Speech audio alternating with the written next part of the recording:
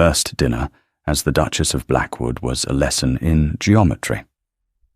The dining table at Blackwood House in London was a vast, polished expanse of mahogany, a dark, reflective sea that stretched for what felt like a mile between her and her new husband. At one end, she sat, a small, solitary island in a new gown of dove-grey silk. At the far other end, a formidable continent of shadow and silence, sat Alistair, the Duke. They had been married that morning in a quiet ceremony that was more a signing of contracts than a union of hearts. Ilara Linwood, daughter of a respectable but impoverished baron, had understood the terms perfectly. Her father's debts would be settled. Her future, and that of her family, would be secured. In return, she would provide the Duke of Blackwood with what he required, a legitimate heir to carry on the ancient line. His Grace's man of business had been exquisitely clear. It was a transaction, and Ilara, ever practical, had accepted her part in it. She had not, however, expected the sheer, suffocating weight of the silence. The footmen moved like ghosts, their footsteps muffled by the thick Aubusson carpet. Silver clinked against porcelain with the delicacy of a funereal bell. Outside, the sounds of London, the rumble of carriage wheels, the distant cry of a vendor, were a world away, muted by thick velvet curtains and panes of flawless glass. Inside, there was only the vast, empty space between them. Ilara was not a great conversationalist, but she was not a mute. She believed in the civility of shared words, the small bridges built across a dinner table. She cleared her throat, the sound startlingly loud in the stillness. "The city seems very busy, Your Grace," she offered, her voice small but clear. "I imagine the season will be a lively one." The Duke did not look up from his plate. He cut a piece of roasted pheasant with methodical precision. "Indeed." The word was a stone dropped into a well. The ripples vanished instantly. The silence that rushed back in was deeper, heavier than before. She tried again, a flutter of nerves in her chest. She was his wife. This was her home now. Surely some effort was required. She gestured with her fork toward a dark, brooding portrait on the wall, a man with the same sharp jaw and storm-grey eyes as the one seated before her. "That is a magnificent painting," she said. "Is he an ancestor?" Alistair placed his knife and fork together on his plate, the sound a sharp, definitive click. He finally lifted his head, and his eyes met hers across the mahogany chasm. They were chips of ice, devoid of warmth, devoid of interest. They were the eyes of a man surveying a recent and perhaps regrettable purchase. "You will give me an heir, madame," he said, his voice low and utterly devoid of emotion. It was not a cruel tone, not angry. It was something far worse. It was the voice of a man stating a simple, unalterable fact, as one might discuss the weather or the price of corn. Not conversation. That is the sum of our agreement. The world did not stop. The footman did not gasp. The clock on the mantelpiece continued its merciless ticking. But for Ilara, all the air had been pressed from the room. It was not the demand for an heir that shocked her. She had known that. It was the dismissal, the casual, brutal erasure of her mind, her thoughts, her very personhood. She was not a companion, not a partner, not even an acquaintance. She was a vessel, a duty, a function. She did not cry. She had learned a long time ago, under the tutelage of a difficult and demanding governess, that tears were a currency of no value. They bought neither sympathy nor respite. She simply looked at him, this stranger who was now her husband. She saw the hard line of his mouth, the rigid set of his shoulders. She saw a man encased in ice. And she understood. He had not just stated the terms of their agreement. He had drawn a line. On one side was him and his life. On the other was her and her function. Very slowly, she placed her own knife and fork on her plate, mirroring his action. She folded her hands in her lap. She met his cold gaze without flinching, and she gave a small, almost imperceptible nod, an acknowledgement, an acceptance of terms. She did not speak again. Not for the rest of the meal. Not when they rose from the table. Not when he bid her a clipped, formal good night at the base of the grand staircase, before turning toward his own wing of the house. She had been given an instruction, and Elara was nothing if not dutiful. He wanted an air, not conversation. Very well. He would have his silence. The days that followed in London settled into a strange, silent routine. Elara was the perfect duchess. She rose at a respectable hour. She met with the housekeeper, Mrs. Croft, communicating her wishes for the day's menus and duties with brief, clearly written notes on heavy cream paper. She took a walk in the park, accompanied by a silent footman. She answered the few formal cards left for her with equally formal written replies. She saw her husband only at dinner. Each evening, they would enact the same grim pantomime. They would sit at opposite ends of the cavernous table. They would eat in absolute silence. He would read documents propped against a silver stand, his attention wholly absorbed. She would eat methodically, her eyes fixed on her plate, or on the play of candlelight on the silver. At first, Alistair felt a grim sense of relief. It was working. The arrangement was precisely as he had intended. Uncomplicated, efficient, devoid of the emotional clutter he so despised. He had a wife. The succession was being addressed. He had done his duty to the title, to the memory of his ancestors, to the gaping hole his younger brother's death had left in the family line. He required nothing more from her, and she, it seemed, required nothing from him. Her silence was a gift, a quiet, orderly space in which he could continue to live his life as he had before, only with the matter of the dukedom's future settled. He did not consider what the silence cost her. He did not consider her at all. Their marital duties were performed with the same cold, silent efficiency. He would come to her rooms late at night, a shadow in the darkness. There were no words, no tenderness, only a grim, focused purpose, an act of dynastic necessity. Elara would lie still, her body a separate country he was visiting for a brief, specific purpose. She would stare into the darkness and think of England.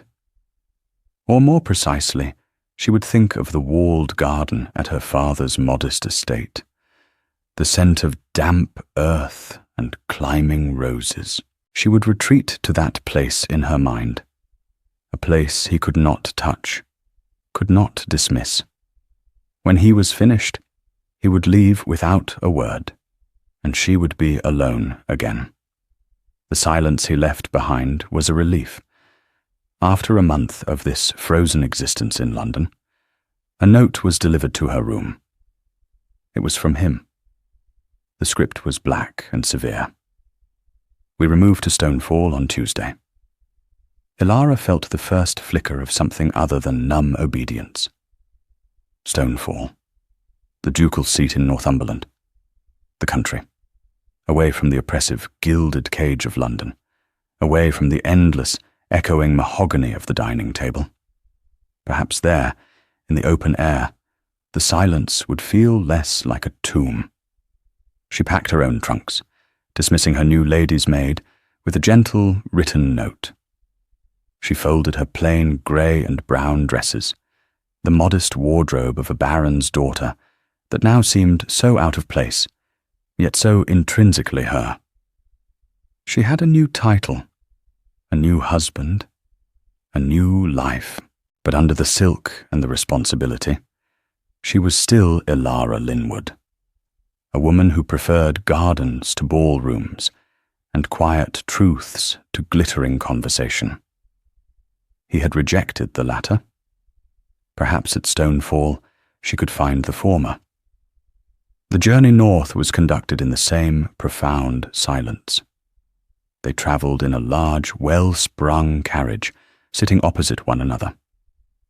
For 2 days, he read. She watched the greening landscape of England slide past the window. She saw rolling hills give way to starker, more dramatic fells. She saw dry stone walls stitching the fields together like careful needlework. She felt the air change, growing sharper, cleaner. As the carriage turned off the main road and onto a long, winding drive, she saw it for the first time. Stonefall.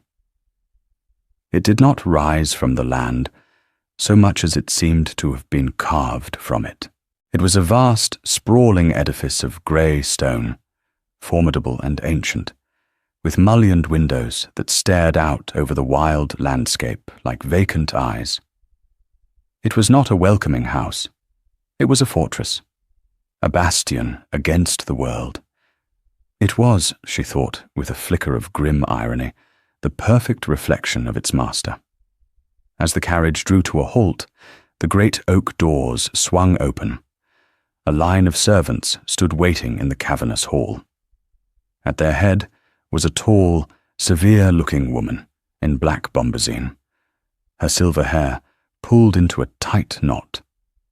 Her face was etched with a kind of weary loyalty. Alistair stepped out of the carriage and strode into the hall without a backward glance. "Mrs. Gable?" he said, his voice echoing in the stone-flagged space. "All is in order, I trust." "Yes, Your Grace," the housekeeper replied, her gaze flickering for a fraction of a second to the woman who now stepped out of the carriage behind him. Elara stood on the threshold, a small figure in a plain travelling cloak. She looked at the assembled staff, their faces a mixture of curiosity and apprehension. She looked at the vast, cold hall, the suits of armour standing sentinel in the shadows, the tattered banners of forgotten battles hanging from the rafters. The house felt as though it had been holding its breath for a very long time. Alistair did not introduce her. He did not acknowledge her presence. He was already deep in conversation with his steward, a man who had hurried forward with a portfolio of papers. So Elara did what she had learned to do. She took matters into her own hands. She walked forward, her back straight, her chin high. She stopped before the housekeeper. Mrs. Gable looked at her, waiting. Elara did not speak. Instead, she offered the woman a small, genuine smile. And then she held out her hand. It was a simple gesture, an offering of peace, an acknowledgement of shared space. For a moment, the housekeeper just stared at the gloved hand. 1 second. 2. Then, slowly, as if breaking a long-held habit of formality, Mrs. Gable reached out and took it. Her own hand was calloused and strong. The brief touch was a pact, an understanding that passed without words. From across the hall, Alistair happened to look up from his papers. He saw the gesture. He saw the flicker of surprise, and then relief on his old housekeeper's face. He saw his wife, the Duchess, standing there, small and silent, and yet possessing a strange, unshakable dignity. For the first time, a faint, unfamiliar crack appeared in the ice of his carefully constructed world. It was the briefest of moments. Then he turned back to his steward, the papers, the numbers, the cold, hard facts that made up his life. He dismissed the image. It was nothing. It meant nothing. Spring came to Stonefall not as a gentle awakening, but as a fierce, determined battle against the lingering northern winter. The wind that scoured the fells still had a sharp edge, but the light was changing. The days were lengthening, and in the sheltered corners of the estate, the first stubborn signs of life were emerging. Elara found her rhythm in the quiet, sprawling house. Stonefall was a place of ghosts and memories, most of them belonging to a life that was not hers. But it was also a place of work, a place that needed a hand. The house had been neglected, allowed to slide into a state of managed decline. The Duke, it was clear, had been focused on the larger business of the estate, the mines, the farms, the ledgers, while the heart of the home, the house itself, had grown weary. She began her work in silence. She would walk the corridors, her fingers trailing over dusty furniture and faded tapestries. She made notes. The runner on the west gallery stairs is threadbare, a danger to the staff. The windows in the morning room do not close properly. The damp is getting in. The kitchens require new copper pans. The current ones are worn beyond repair. She would leave these notes on a silver tray in the housekeeper's office. Mrs. Gable would read them, her lips pursed in a thin line of approval, and the work would be done.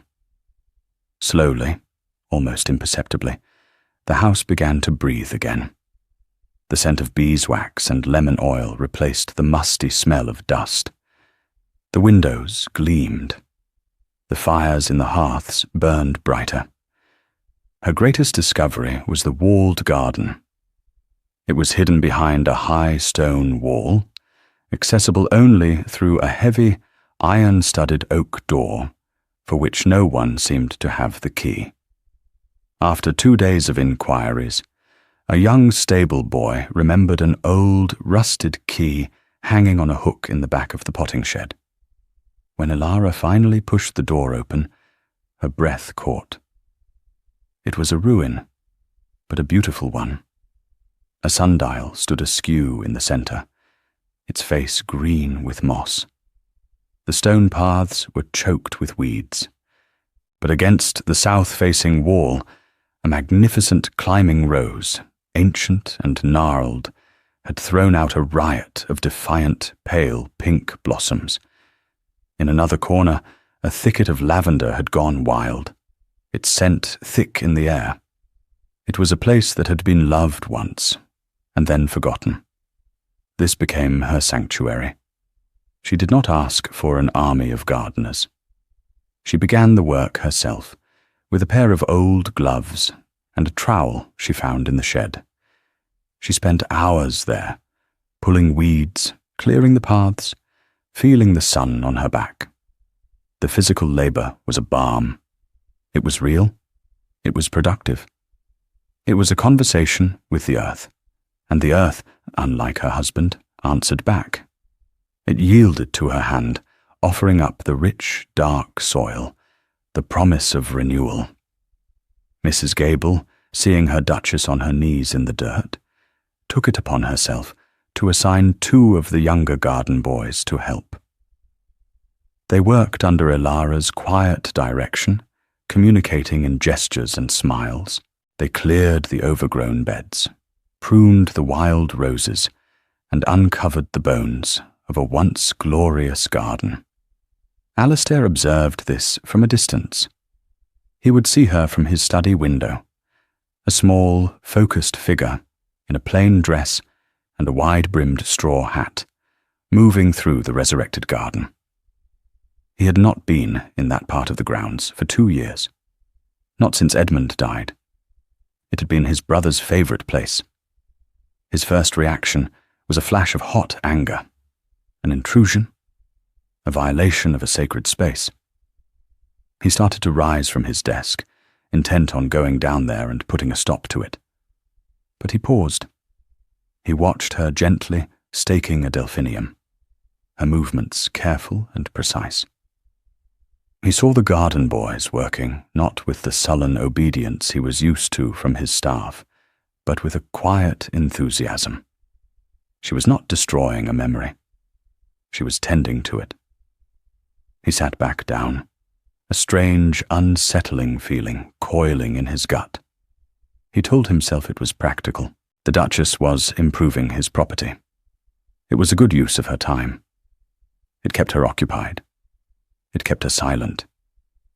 And yet, the image of her in the garden stayed with him. A quiet splash of colour in his monochrome world. His world was one of numbers. He spent his days with his steward, Mr. Henderson, a man as dry and practical as himself. They reviewed accounts, debated crop rotation, and discussed the output of the local lead mines that formed a significant part of the ducal fortune. He was a good landlord, in that he was fair and unsentimental. Rents were collected, roofs were repaired, but there was no warmth, no connection. He was a remote and formidable power. One afternoon, a tenant farmer from an outlying holding requested an audience. The man, whose name was Dobson, was in arrears. His wife was ill, and his youngest son had broken a leg. Alistair listened to the story with his customary impassive expression. The rules were clear. Compassion was a luxury the estate's ledgers could not afford. "The rent is due, Dobson," he said, his voice flat. "You have had ample time." As the farmer was stammering a desperate plea, there was a quiet movement at the door of the study. Elara stood there. She had a small basket on her arm, filled with fresh vegetables from her newly productive kitchen garden. She was on her way to the kitchens, and had not realized the Duke was occupied. She stopped, her eyes taking in the scene. The powerful, implacable Duke behind his enormous desk. The desperate, pleading farmer standing before him, his hat crushed in his hands. She did not speak. She simply looked at her husband, her gaze level and clear. Then she turned her eyes to the farmer, and a flicker of something, pity, understanding, passed across her face. Without a word, she stepped forward, took a large cabbage and a bunch of carrots from her basket, and placed them on the corner of the Duke's desk. Then she turned and walked out, closing the door softly behind her. The action was inexplicable. It was absurd. A cabbage and some carrots, offered as some sort of... what? A tithe? A commentary? Dobson stared at the vegetables. Alistair stared at the vegetables. The silence in the room was absolute. "Your Grace?" Dobson whispered, utterly bewildered. Alistair looked from the vegetables to the farmer's worn, worried face. He thought of his wife's expression. The simple, silent act of charity, of human connection. It was a language he had forgotten how to speak, but he recognized it when he saw it. It made his own cold calculations seem small, mean. He cleared his throat. "The debt will be deferred, Dobson," he said, the words feeling strange in his mouth. "See to your family. Henderson will make the arrangements." The farmer's face crumpled in disbelief, and then overwhelming gratitude. He backed out of the room, bowing and scraping, leaving Alistair alone with the vegetables. He stared at the cabbage as if it were a foreign artifact. His wife had not said a word. And yet she had changed the outcome of the entire meeting. She had wielded her silence and a cabbage with more power than any argument. He did not know what to feel. Annoyance? Yes. His authority had been subtly undermined. But there was something else, too. A grudging respect, and a deep, unsettling curiosity about the woman who moved through his house and his life like a phantom, leaving behind these strange ripples of consequence. That night at dinner, the silence between them felt different. It was no longer empty. It was filled with the weight of an unspoken question. Who was she? We'll take a very short break. If you don't want to miss new stories, please subscribe to the channel. Summer arrived, and with it, the northern landscape exploded into a wild, brief glory. The moors were carpeted in purple heather, and the air was thick with the scent of gorse and the hum of bees. At Stonefall, Ilara's walled garden was a triumph. It was a riot of colour and life, a testament to months of patient, silent work. She had discovered that the previous Duchess, Alistair's mother, had been a passionate botanist, and the garden had been her design. Ilara felt a kinship with this unknown woman, a connection across time. She was not just restoring a garden. She was honouring a legacy. Alistair's unease grew. The silence he had demanded had become a mirror, reflecting his own emptiness. Her quiet, purposeful existence was a constant, unspoken rebuke to his own stagnant grief. He saw her arranging flowers for the house, her touch gentle and artistic. He heard her soft voice giving instructions to the garden boys. He saw her walking on the fells, her figure small against the vast landscape, seemingly at peace in a world that gave him none. He began to try, in his own clumsy, ill-practiced way, to bridge the chasm he had created.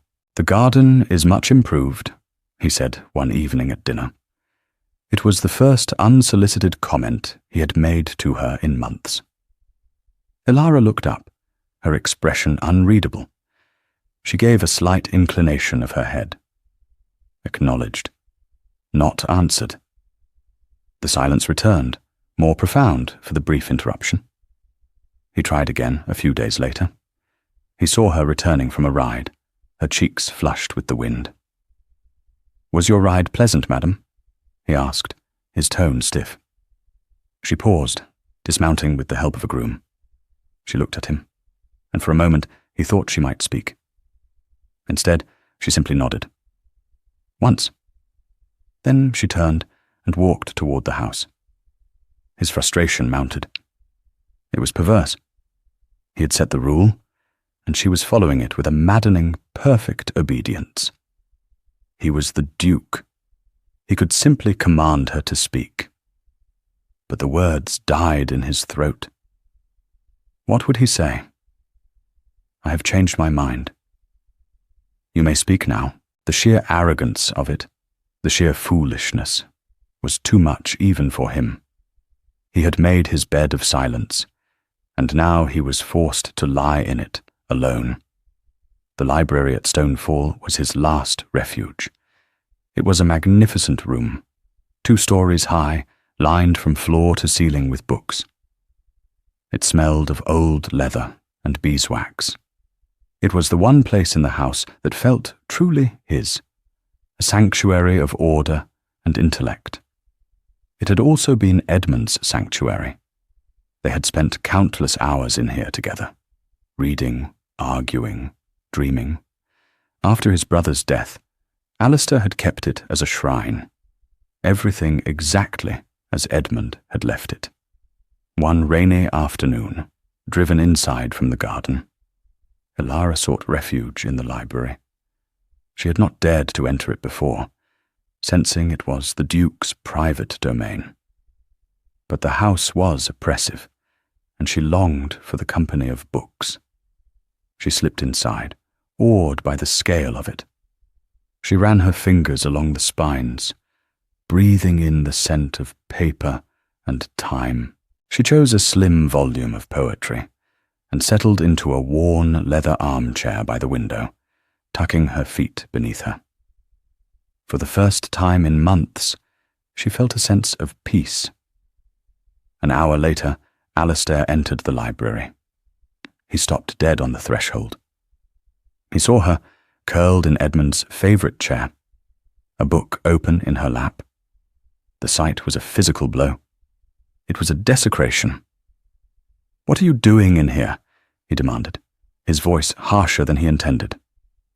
Ilara's head snapped up. She had not heard him enter. She saw the thunderous look on his face, the raw anger in his eyes.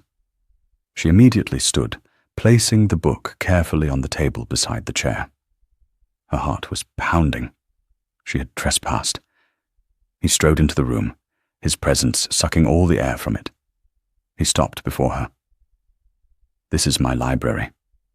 She looked at him, her face pale, but her expression composed. She knew he was waiting for an apology, an explanation. She knew he was waiting for her to speak.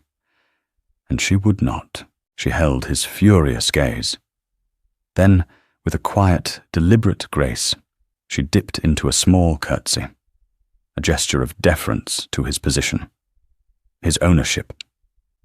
And then she turned and walked out of the room, leaving him standing there, his anger turning to ash in his mouth. He was left alone with the echo of her silence. He looked at the chair she had vacated, the faint impression of her body still visible in the worn leather. He looked at the book she had been reading. It was a collection of verse by a new poet, one Edmund had admired. Why had he reacted with such fury? Because she was in his brother's chair? Or because she had looked so right there? Because for a fleeting, terrifying moment, she had filled a space that had been empty for too long, and it had felt not like a betrayal, but like a relief. The silence she left behind this time was not peaceful. It was agonizing. It was the sound of his own loneliness. His desperation was a cold, hard knot in his chest. He had to make her speak. He had to undo what he had done. But how? The answer, it seemed, came in the form of a perfumed letter that arrived with the London post. It was from Lady Annalise Finch, the daughter of an earl, and the woman many in society, including Annalise herself, had assumed would one day be the Duchess of Blackwood. She wrote with a gushing, effusive charm, announcing that she and her mother would be in the north visiting relatives and would be simply delighted to impose upon his hospitality for a few days. Alistair read the letter with a sense of dread. Annalise was everything Ilara was not, loud, glittering, and relentlessly social. Her conversation was a torrent of fashionable gossip and pointed observations. In his previous life, he had found her tolerable, even amusing. Now, the prospect of her arrival filled him with a profound weariness. But then a thought struck him. A cruel, desperate, and brilliant thought. Annalise's presence would be a shock to the system.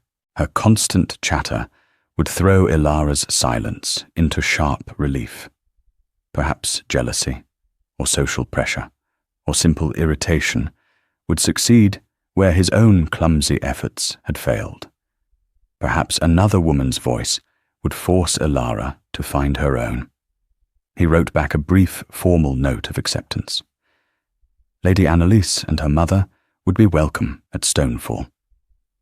They arrived a week later in a cloud of expensive French perfume and a mountain of luggage. Lady Annalise was as radiant and sharp as he remembered, her eyes taking in the state of the house, the servants, and, most particularly, its silent duchess, with a swift, assessing glance. "Your Grace," she cried, sweeping toward Alistair and offering her hand. "How good of you to have us." and this must be the new Duchess. She turned to Elara, her smile a little too bright. My dear, we are so thrilled to make your acquaintance. The Duke has told us so little about you.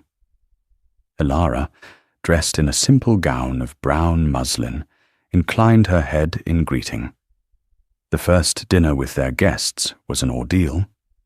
Annalise filled the silence that Alistair and Elara had so carefully cultivated. She chattered endlessly about London, about the latest scandals, about who was marrying whom. Her mother, a woman with the perpetually disappointed air of a minor aristocrat, added her own complaints about the state of the roads and the lack of decent society in the north. Alistair found himself watching Elara. She sat with her usual quiet composure, eating her food, listening. She showed no sign of irritation, no flicker of jealousy. She was an island of calm in Annalise's storm of words. The Duchess is so restful, Annalise commented, her eyes gleaming with malice as she glanced at Elara. One imagines she must be a great comfort to you, Your Grace, after a long day, so little effort required. Alistair felt a muscle tighten in his jaw. He had once thought the same thing. Now, hearing it from Annalise's lips, it sounded like the insult it was. My wife, he said, his voice dangerously quiet, has a great deal of sense, Lady Annalise. She does not waste it on trivialities. The shot hit its mark. Annalise's smile faltered for a fraction of a second. She stared at him, surprised by the sharp defense. He was surprised too. The words had come out before he had even thought them. He had defended her, her silence, her dignity. Elara's eyes flickered toward him, just for a moment. There was no triumph in her expression, only a quiet, unreadable watchfulness. The visit wore on. Annalise made a project of Elara, treating her like a pet or a simple-minded child. My dear Duchess, shall we walk in the garden? Oh, but perhaps the sun is too strong for your delicate constitution. Do you play the pianoforte, Duchess? No? What a pity. Music is such a comfort.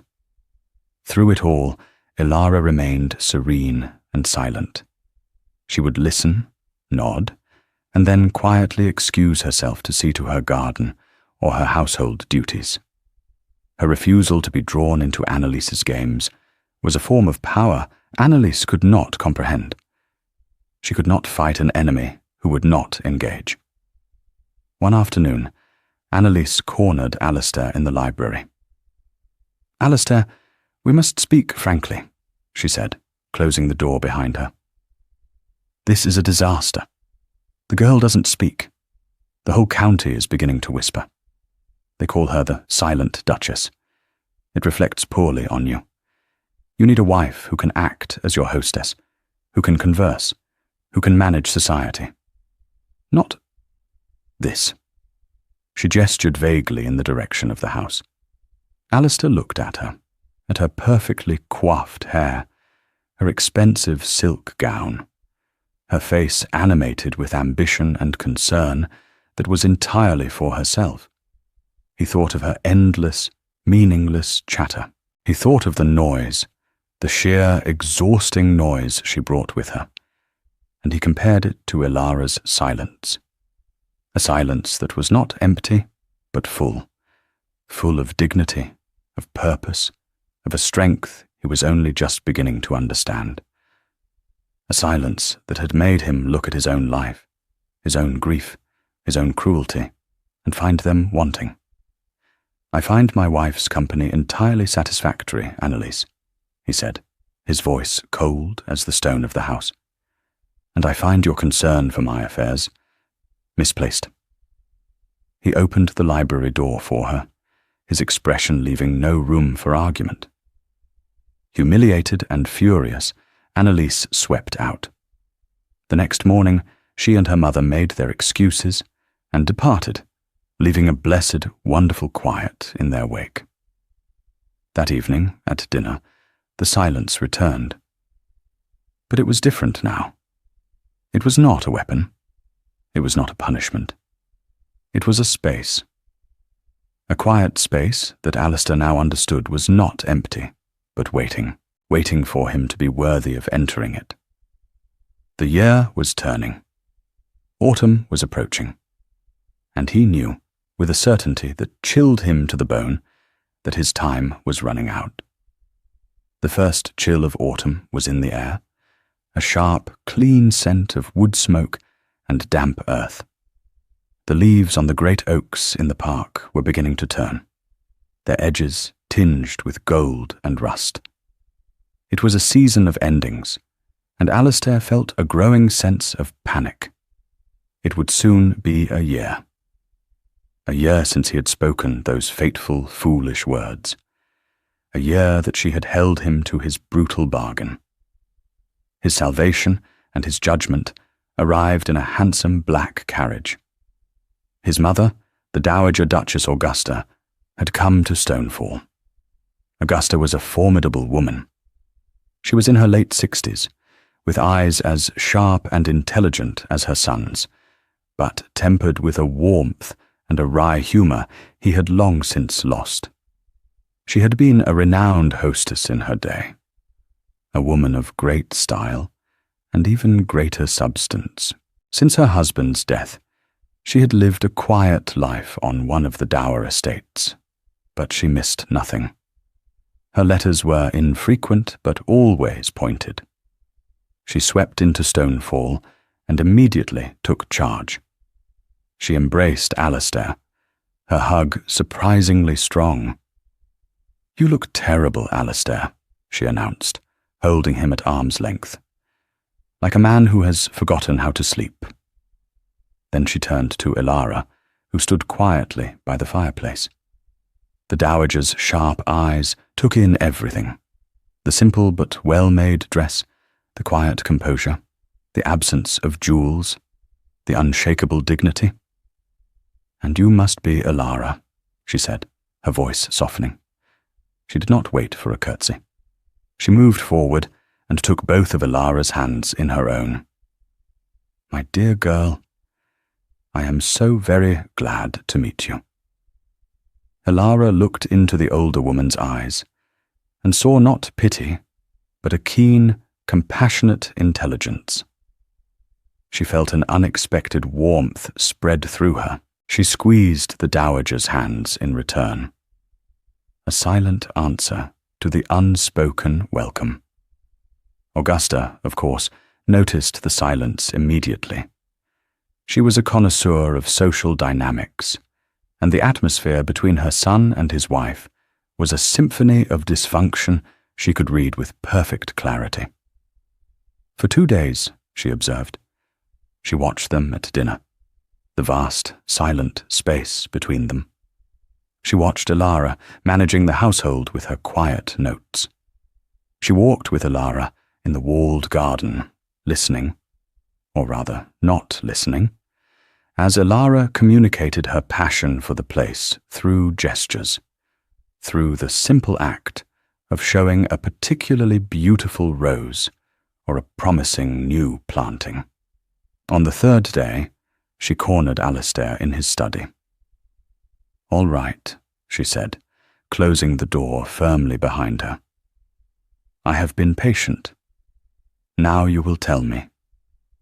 What did you do to that girl?" Alistair bristled at her tone. "I have done nothing. She is quiet by nature." Augusta laughed, a short, sharp bark of disbelief. "Quiet by nature? Alistair, that young woman has a mind that is constantly at work. I can see it in her eyes. She is not quiet. She is silenced. And there is only one person in this house with the power to do that. So I will ask you again. What did you do?"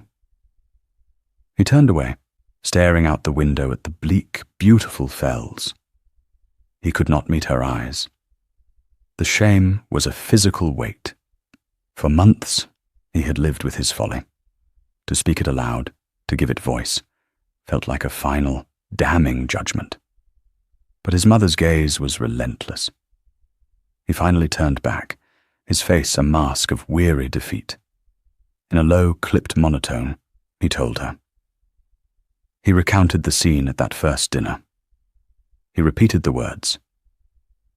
"You will give me an heir, madam, not conversation. That is the sum of our agreement." The silence that followed was more damning than any tirade. Augusta simply stared at him, her expression a mixture of horror and profound disappointment. "You fool," she whispered, the words trembling with a rare anger. "You absolute, unmitigated fool." She sank into a chair, as if her legs could no longer support her.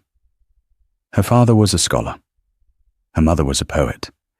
She was raised in a house filled with books and ideas and debate. And you looked at that bright, intelligent girl and saw nothing but a womb. It was after Edmund, he stammered, the excuse sounding weak and pathetic even to his own ears. The duty, the pressure. Grief is not a license for cruelty, Alistair, she snapped, her voice regaining its strength. It is a burden, not a weapon. You asked for a brood mare, and you were surprised when she did not offer you her soul. You are lucky she did not leave you. Her dignity is the only thing holding this sorry excuse for a marriage together. She stood up, her eyes blazing. Do you love her? The question blindsided him. Love? He had not thought of love. He had thought of duty, of annoyance, of frustration, of a strange grudging respect. But love? He thought of her in the garden, with the sun on her hair. He thought of her quiet act of charity with the farmer. He thought of her silent, unshakable defense against Annalise's venom. He thought of the agonizing emptiness of the library after she had left it. I don't know, he said, the admission a raw, painful thing. I only know that her silence is the loudest sound in my life. Then you had better find a way to earn her voice back, his mother said, her tone softening slightly. And it will not be easy. You did not just insult her, Alistair. You denied her very existence. An apology will not be enough. You will have to show her that you see her, the real her, and you had better pray it is not too late. Augusta's words echoed in his head for days. Show her that you see her. But how? He had no language for this. He only knew the language of ledgers and commands. Meanwhile, Ilara found an unexpected ally in the dowager. Augusta would seek her out, drawing her into the quiet rhythms of her day. They would sit together in the morning room, Augusta reading her letters aloud and commenting on them, as if Ilara were responding in kind. They would work on embroidery together, the silent companionship more comfortable than any conversation Ilara had ever known. Augusta did not press her to speak. She simply included her, creating a space for her that was not defined by her silence. One evening, unable to sleep, Ilara found herself wandering the quiet corridors of the house. A light was on under the door of the Duke's study. She knew he was in there, wrestling with the estate accounts, a task he often performed late into the night. She felt a strange pull, a need to. What? She wasn't sure. She found herself walking past the study and toward the library. The room was dark, but a sliver of moonlight fell through the high windows, illuminating the rows of books. On a sudden impulse, she went inside. She did not turn on a lamp. She simply stood in the quiet darkness, feeling the presence of all those sleeping stories. She ran her hand along a low shelf, her fingers trailing over the leather spines. Her hand stopped on a large, plain ledger, out of place among the more ornate volumes. Curious, she pulled it down. It was heavy. She carried it over to the window, angling it to catch the moonlight. It was not a ledger. It was a scrapbook, a collection of sketches and pressed flowers. She opened it carefully. The first page was a drawing, a remarkably skilled pencil sketch of the walled garden, as it must have been years ago, in its full glory. Underneath, in a youthful, exuberant hand, was written, Edmund's Paradise, June, 1817. Edmund, Alistair's younger brother. She turned the pages, her heart beating a little faster. It was a chronicle of a young man's love for his home.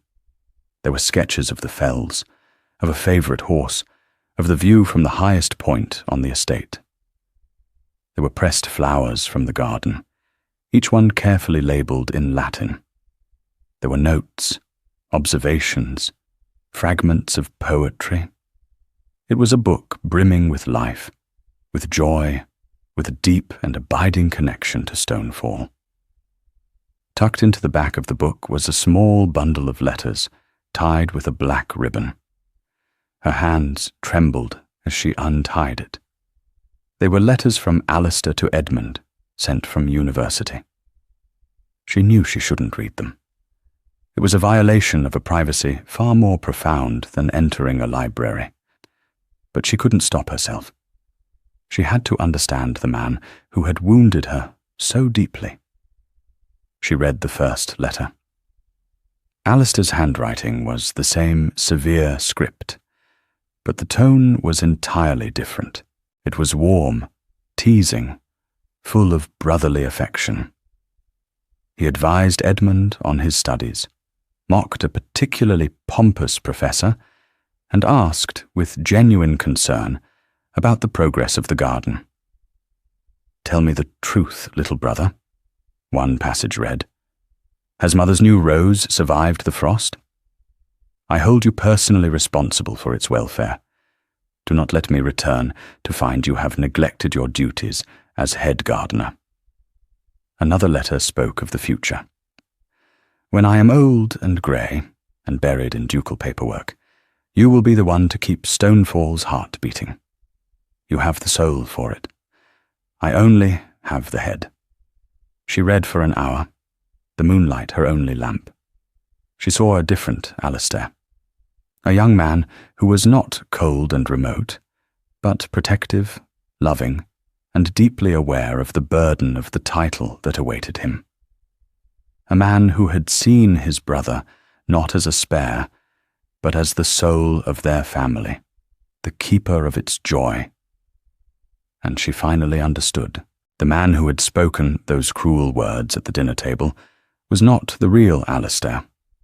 He was a shell, a man hollowed out by grief, crushed by a duty he believed he had to bear alone. His cruelty to her had not been about her at all. It had been about him, about the brother he had lost, and the joy that had died with him. She carefully retied the ribbon around the letters and placed them back in the scrapbook. She slid the heavy book back into its place on the shelf. The anger she had held on to for so long, a hard, protective stone in her chest, had dissolved. In its place was a vast, aching pity, and something more, a flicker of hope. He was not a monster. He was a man in mourning, a man who had forgotten how to live. She left the library, her steps quiet but sure. The year of silence was almost over, but the path forward was no longer about retribution or pride. It was about something else entirely. It was about seeing if the man in those letters could be brought back to life. The anniversary arrived. A full year, 365 days since she had last spoken a word to her husband. The day was grey and overcast, the sky a low, oppressive ceiling of bruised cloud. A fine, persistent drizzle slicked the stones of the terrace and blurred the edges of the distant fells. Elara dressed for dinner with particular care. She chose the dove-grey silk, the same gown she had worn on that first night. It felt right. A circle closing. She looked at her reflection in the mirror. She was different now. The uncertainty was gone, replaced by a quiet strength. Her face was thinner, perhaps, but her eyes were clear. She was no longer just a baron's daughter or a silent duchess. She was the mistress of Stonefall.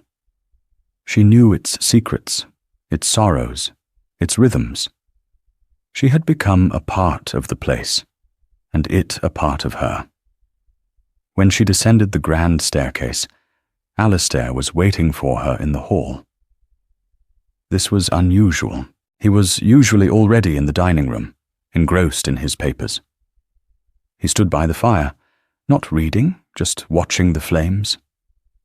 He looked up as she approached. His face was pale, his eyes shadowed with a profound weariness. He looked, she thought, like a man on the eve of his own execution. He did not speak. He simply offered her his arm. This, too, was new. Stunned, she placed her hand on his sleeve. The fabric of his coat was fine wool, and she could feel the tension in the muscle beneath. It was the most intimate contact they had shared, outside of the cold necessity of their marital bed. He led her toward the dining room. As they reached the door, she braced herself for the sight of the long, polished table, the yawning chasm that had defined their marriage. But when the footman opened the doors, she stopped.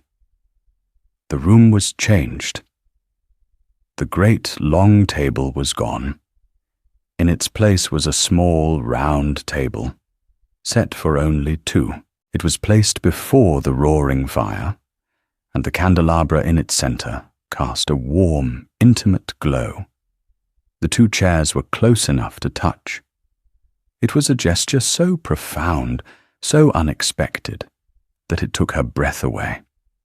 Months ago, in one of her early notes to Mrs. Gable, she had suggested this very thing, writing that it seemed a great waste of heat and effort to serve two people in such a vast space.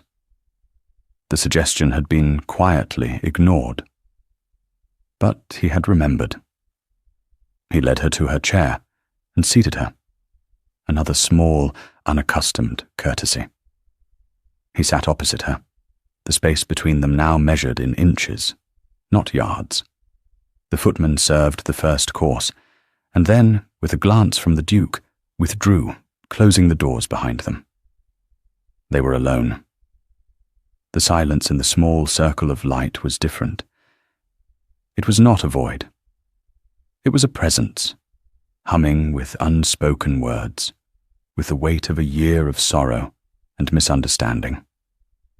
Alistair did not touch his food. He simply looked at her, his hands clasped on the table before him. The firelight flickered in his grey eyes, and for the first time she saw not ice, but a deep, turbulent sea of regret. "Elara," he began, his voice rough, as if he had not used it for this purpose in a very long time. He stopped. He cleared his throat and started again. "I was wrong." The words were simple, unadorned, but they held the weight of a year's reflection. That night, in London. What I said to you, it was the cruelest, most unforgivable thing a man could say. There is no excuse for it. My grief, my foolish pride. They are reasons, not excuses. I took my own pain, and I made it a weapon, and I used it on you, who deserved it least of all. He looked down at his hands. I built a prison of silence, and I thought I was locking you in it.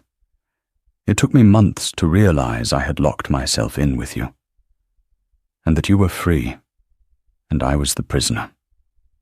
I watched you. I watched you bring this house back to life. I watched you in the garden. I watched you show a kindness to my tenants that I had forgotten how to show myself. You did it all without a word. You showed me what a true heart, a true spirit was. And you did it while living with the ghost of my cruelty every single day. He looked up, and his eyes were shining with an unshed moisture. I have spent a year in a prison of my own making, Elara. I am asking. No, I have no right to ask. I am begging you. Please forgive me, and speak to me. She looked at him, this powerful, broken man. She saw the Alistair from the letters, the protective older brother, buried under the weight of a title he never truly wanted. She saw the man who had defended her to Annalise, the man who had remembered her note about the table, the man who had, in his own desperate way, been trying to find his way back to her, back to himself. She thought of the year of silence. It had begun as a shield, a way to protect the small, essential part of herself that he had tried to deny. It had become a habit. And then it had become a choice. Now she had another choice to make. She looked at the shortened table, the two of them finally within reach. She thought of the sketches of the garden. She thought of the man in the letters, the boy who had charged his brother with protecting a single rose. She reached out her hand and placed it over his on the table. His skin was cold, but his grip, when it closed over hers, was desperate and warm. She drew a breath. The first word felt strange, a foreign object in her mouth. Alistair. It was just his name, but it was everything. It was forgiveness. It was a beginning. The tension in him broke. A long, shuddering breath escaped his lips, and he lowered his head, pressing her hand to his forehead. He did not weep, but she felt a single, hot tear fall onto her skin. She let the silence sit for a moment longer, a final, respectful farewell to the year that had passed. Then she spoke again, her voice a little rusty, but clear and strong. "You have been mourning," she said softly. "You have been carrying a weight that was too heavy to bear alone." He raised his head, his eyes searching hers, full of disbelief and a dawning hope. "How did you know?" "I found the letters," she confessed. "The ones you wrote to Edmund. I went to the library one night. I'm sorry. I should not have read them." "No," he said, shaking his head. "No. I'm glad. I'm glad you saw. I wanted to tell you. I didn't know how. He was the heart of this place, the heart of me. When he died, I thought the only way forward was to close everything off, to just do the duty. I thought that was strength. I didn't realize it was a different kind of death. It is not a weakness to feel, Alistair," she said. "It is not a weakness to need help carrying the weight." And so they talked for hours. The food grew cold on the plates, forgotten. She told him about the garden, about her conversations with the earth. She told him about her quiet discoveries in the house, the small histories she had uncovered. He told her about Edmund, about their childhood, about the crushing weight of the dukedom after his brother's accident. He spoke of his fear, his loneliness, his profound, suffocating grief. It was not a confession and an absolution. It was a sharing, a slow, careful unwrapping of two wounded hearts. For the first time, they were not a duke and his duchess, not a man and his function. They were Alistair and Elara, two people at a small table in a circle of warm light, finding their way back to each other. word by painful, precious word. When the fire had burned down to embers, and the sky outside was beginning to lighten with the first hint of dawn, he stood and gently pulled her to her feet. He did not lead her to her wing of the house. He led her to his. And for the first time, when he closed the door to his bedchamber, it was not to perform a duty, but to welcome his wife home. Epilogue. 1 year later, the walled garden at Stonefall was a masterpiece. It was late summer, and the air was heavy with the scent of 1,000 blooming things. Roses climbed the ancient stone walls in a riot of crimson and cream. Lavender hedges buzzed with bees. The delphiniums stood like tall blue sentinels guarding beds overflowing with phlox, daisies, and heavy-headed peonies. In the centre of the garden, by the newly righted sundial, Elara sat on a stone bench, a book lying open but unread in her lap. She was watching her husband. Alistair was on one knee, his back to her, carefully staking a climbing clematis.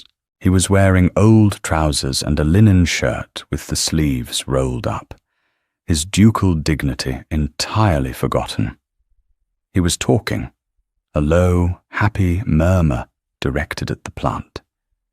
He was explaining, with great seriousness, why its current trajectory was unacceptable, and how this new arrangement would afford it a much better view of the fells. A small boy of about 5, the son of the head gardener, stood beside him, watching with solemn concentration. "Will that make it happy, Your Grace?" the boy asked. Alistair turned his head, and a smile transformed his face, crinkling the corners of his eyes. It was a genuine, easy smile, a sight Elara now knew as well as her own heartbeat. "It is our solemn duty to try, Thomas," he said. "The Duchess insists upon it. A happy garden is a happy home." He finished his work and stood up, brushing the dirt from his hands. He saw Elara watching him, and his smile deepened. He walked over to the bench and sat beside her, draping an arm around her shoulders. She leaned her head against him, a comfortable, familiar gesture. Her own body was round and heavy with the child she would bear in the autumn, his heir. But the word no longer held the cold, clinical weight it once had. It was a word of joy, of continuation, of their shared future. "Are you lecturing the plants again?" she asked, her voice laced with amusement. "They require firm guidance," he said defensively. "Especially the clematis. It has rebellious tendencies. Much like my wife." She laughed, a sound that was now as much a part of Stonefall as the wind in the trees. "I seem to recall my rebellious tendency was to do exactly as you commanded." His expression sobered. The memory of that year still a tender spot between them. "A year of silence," he said softly. "It feels like another lifetime, like it happened to 2 different people." "Perhaps it did," she said, placing a hand over his. "That man is gone, and that woman, she has found her voice." He turned her face to his and kissed her, a long, slow kiss that tasted of sunshine and summer, and a love that had been hard-won, a love that was not a transaction, but a choice, a daily, conscious, and joyful choice. The house behind them was alive. The windows were thrown open to the warm air. The sounds of a busy, happy household drifted out into the garden. Stonefall was no longer a fortress or a tomb. It was a home. Alistair, once the cold duke, had become the man from the letters, the man with a head for business, but a heart that had been reopened. And Elara, the silent duchess, was its soul. He had demanded an heir, and she would give him one. But in her year of quiet dignity, She had given him something far more valuable. She had given him back his life. She had shown him how to speak the language of the heart again. And he, in turn, had learned to listen. It was a conversation that, they both knew, would now last a lifetime. Thank you for listening to the story all the way to the end.